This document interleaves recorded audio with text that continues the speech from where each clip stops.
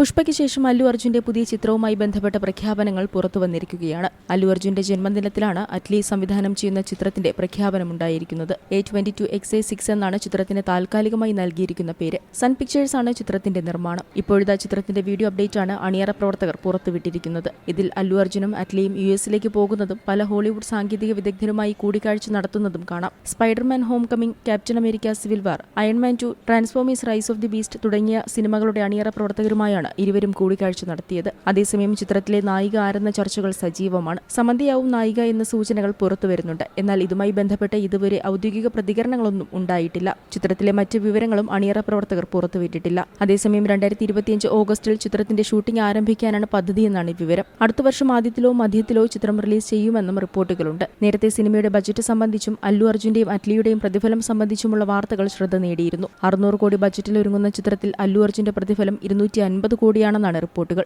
സംവിധായകനായ അറ്റ്ലിക്ക് 100 കോടിയാണ് ലഭിക്കുന്നതെന്നും വാർത്തകളുണ്ട്. Entertainment desk, Zee Malayalam news. പുതിയ വാർത്തകളും വിശേഷങ്ങളും ഇനി വിരൽ തുമ്പിൽ. എല്ലാ ഡിജിറ്റൽ പ്ലാറ്റ്ഫോമുകളിലും ഇപ്പോൾ സീ മലയാളം ന്യൂസ് ലഭ്യം.